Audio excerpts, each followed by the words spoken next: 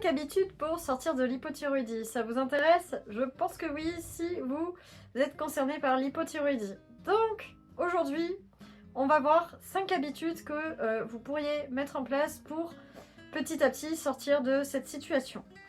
Tout d'abord, si vous n'êtes pas abonné à la chaîne, je vous invite à le faire parce qu'il y aura d'autres conseils qui vont arriver au fil des semaines. Je poste une vidéo par semaine pour informer, sensibiliser sur le fait qu'il y a d'autres voies possibles pour aller mieux en hypothyroïdie et qu'il n'y a pas juste la solution de combler le manque d'hormones thyroïdiennes, ce qui est certainement nécessaire, mais il faut travailler la cause de pourquoi vous êtes en hypothyroïdie et donc notamment ça va conditionner les 5 habitudes que vous allez devoir mettre en place. Ok? Donc abonnez-vous pour avoir les conseils au fil du temps. Et aussi, je vous ai mis à disposition un plan alimentaire gratuit en description qui va vous permettre de mettre en place les premiers changements pour aller mieux et soutenir les besoins nutritionnels vitaux de votre thyroïde. D'accord ? Alors, pour moi, la première habitude à avoir, alors c'est une habitude, c'est plutôt un réflexe à avoir et quelque chose qui va être une habitude, même pour d'autres problématiques pour vous. La première chose, c'est juste de comprendre pourquoi vous avez votre hypothyroïdie. Donc ça c'est quelque chose qui peut bien nous occuper un petit moment. Pourquoi? Parce que avant de partir dans des solutions, à mettre en place des choses pour notre hypothyroïdie, faire ci, faire ça, en fait, essayez de faire la rétrospective de votre problème thyroïdien et vous dire en fait à quel moment j'ai commencé à avoir mon problème thyroïdien, à ressentir des signes, parce que peut-être que vous ressentiez des choses avant même qu'on vous ait fait le diagnostic médical, parce que souvent, c'était là quand même un peu avant, parfois même depuis très longtemps, chez certaines personnes avec qui que j'accompagne en consultation, parfois quand on fait justement cette rétrospective ensemble, je pose bien les bonnes questions, on fait les liens pour vraiment adapter la stratégie personnalisée pour cette personne. Et on est surpris, hein, parfois il y a des éléments de réponse qui reviennent, qui datent parfois de l'adolescence, de choses qui se disent ah bah oui c'est vrai que là à cette époque là j'étais un peu comme ci, j'étais un peu comme ça, je commençais à prendre du poids, tati tata, j'étais au contact peut-être de perturbateurs endocriniens, bref, voilà. D'ailleurs, une des raisons d'hypothyroïdie, c'est l'exposition aux perturbateurs endocriniens. Donc posez-vous la question, si vous avez Hashimoto, vous avez une partie de la réponse, c'est la production la production d'anticorps antithyroïdiens qui, entre guillemets, grignotent votre thyroïde au fur et à mesure. Et donc, vous vous retrouvez avec une thyroïde qui, au début, va un coup être en hyper, un coup en hypo, un coup en hyper, un coup en hypo. Ça, c'est le début, ça, de Hashimoto, mais au bout d'un moment, c'est complètement hypo. Et donc, vous avez votre traitement pour compenser le manque d'hormones thyroïdiennes qui est consécutif, en fait, à cette attaque auto-immune. Donc, si vous êtes concerné par ça, paf, vos habitudes vont être conditionnées par cette cause-là, les 4 prochaines. Donc l'habitude, c'est se dire, ok, je réfléchis un peu, voilà, à ce qui a pu déclencher ça. Après, vous avez tout ce qui est stress chronique, burn-out, qui peuvent déclencher des hypothyroïdies. On peut avoir des hypothyroïdies qui se déclarent ou qui se déclenchent après première grossesse ou deuxième grossesse. Parce qu'il y a des perturbations, enfin pas des perturbations, mais des changements immunitaires pendant la grossesse. On est plus sujet aux carences avec la grossesse, parce que rares sont les accompagnements qui vont vraiment combler tous les besoins de la thyroïde pendant la grossesse. Elle est très sollicitée, la thyroïde, pendant la grossesse. Pour vous dire, au premier trimestre, il y a même l'hormone HCG qui est produite quand il y a une grossesse uniquement, qui va stimuler la thyroïde de la future mère pour lui dire, là, il faut que tu envoies des hormones thyroïdiennes parce qu'il y a un bébé qu'on va commencer à produire, en fait. C'est pas très beau comme ça, mais c'est un peu ça, en fait. Votre bébé commence à se développer et la thyroïde, vu que c'est notre chef d'orchestre du métabolisme et de la construction, etc. Au passage aussi de la dépense, vous avez première variation thyroïdienne, voilà, au cours de la grossesse. Donc il se passe des choses, il y a aussi l'immunité qui change pendant la grossesse, parce que le but n'est pas de rejeter notre bébé qui va se développer en nous, et donc il y a une plus de tolérance immunitaire. Et d'ailleurs chez des personnes qui ont déjà des problèmes auto-immuns de thyroïde, Basdo ou Hashimoto, on peut parfois se rendre compte qu'il y a moins de symptômes pendant la grossesse parce qu'il y a une meilleure tolérance immunitaire. D'ailleurs, ça pourrait faire vraiment le sujet d'une vidéo, ça. Je me dis, la grossesse et la thyroïde, on le fera, ça. Ça, donc, première habitude, finalement, c'est une habitude de réflexion, de comprendre pourquoi on en est là aujourd'hui. Parce que ça va conditionner la suite. Quatrième habitude, ça va être de nourrir votre thyroïde. Donc, combler les carences, travailler sur sélénium, zinc, apport en iode, en protéines, pour avoir de la tyrosine pour fabriquer vos hormones thyroïdiennes, favoriser ces apports de protéines le matin, donc trouver des sources de zinc, des sources de sélénium, des sources d'iode, pas toujours évident, parfois on doit passer par la complémentation.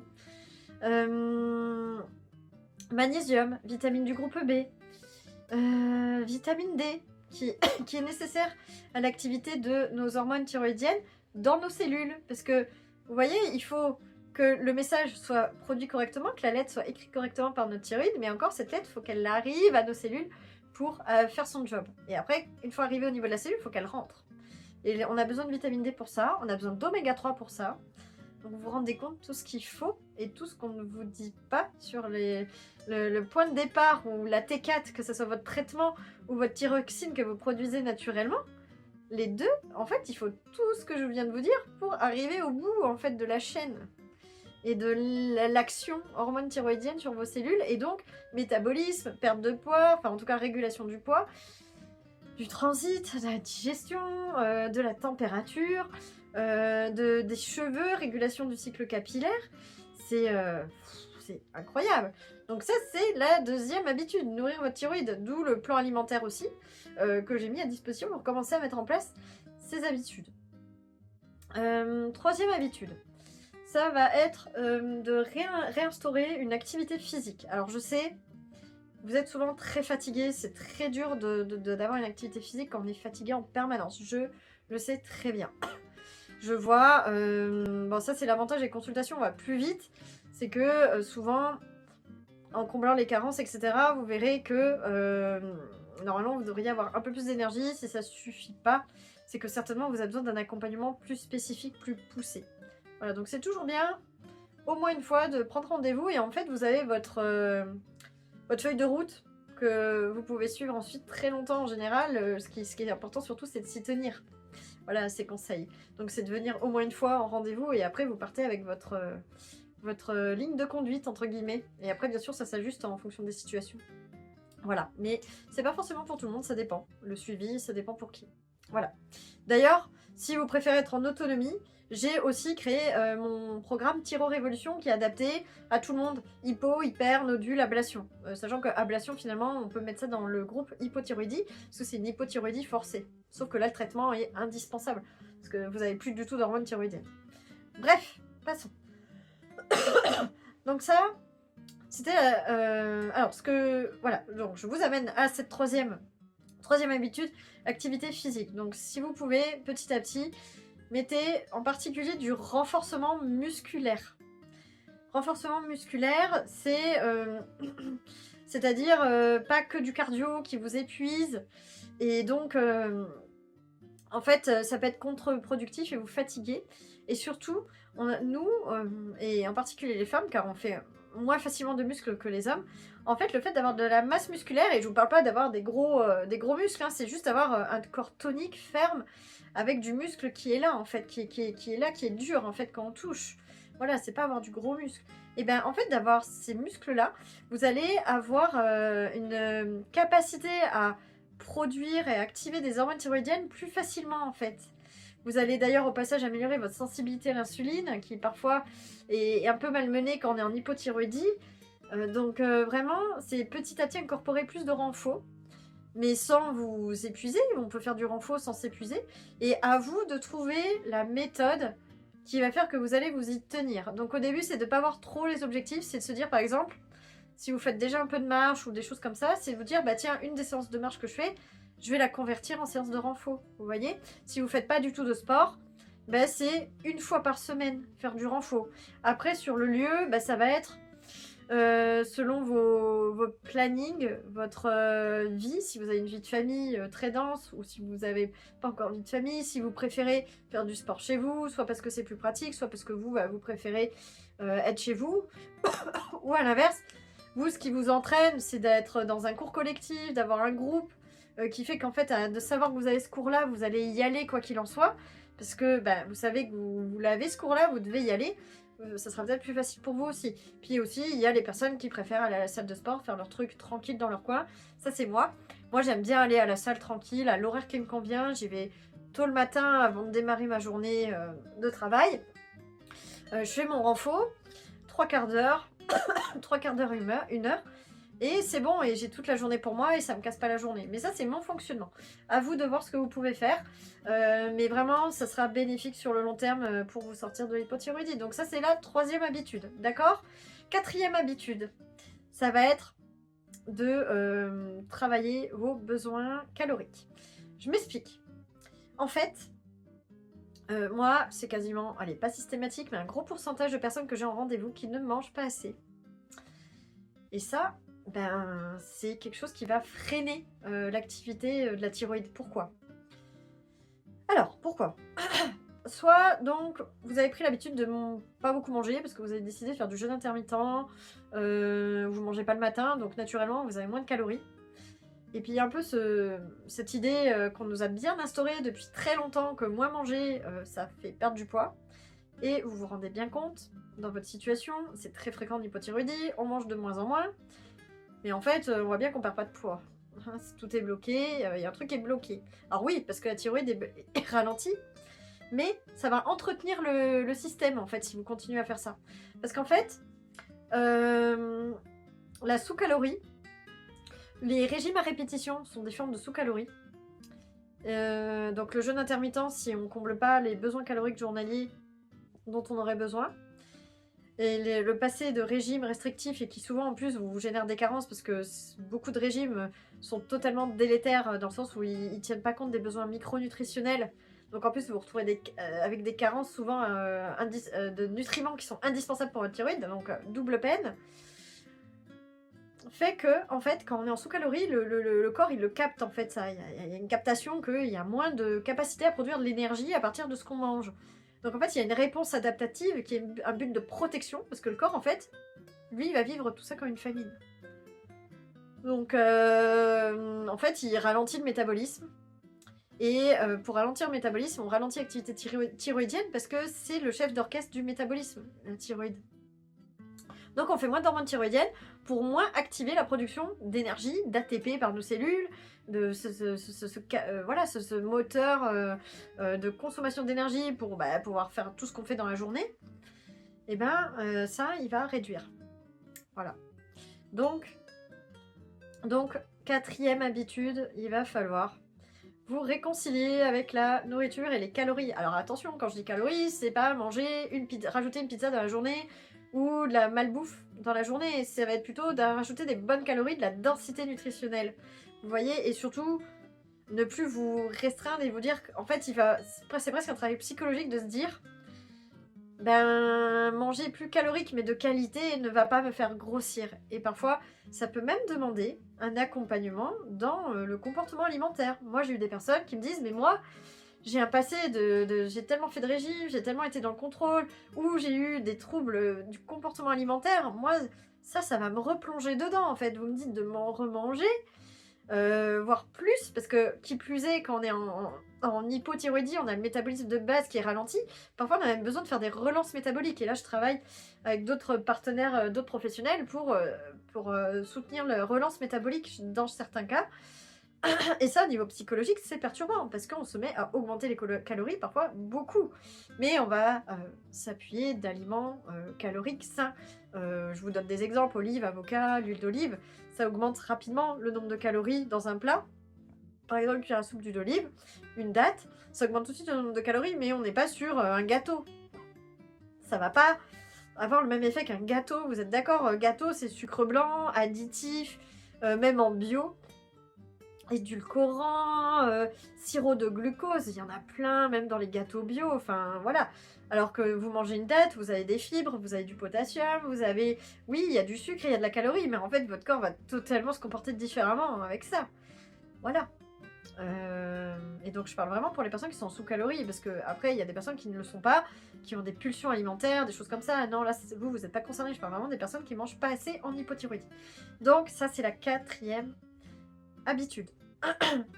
Ensuite, pour sortir de l'hypothyroïdie, 5e habitude, ça va être d'enlever les toxiques de votre environnement, les perturbateurs endocriniens. J'ai fait une vidéo sur 5 toxiques à retirer de votre quotidien, ça peut être une bonne base, donc allez voir cette vidéo. Mais sinon, globalement, qu'est-ce qui est source de perturbateurs endocriniens et qu'est-ce que c'est un perturbateur endocrinien? Parce qu'on en parle beaucoup.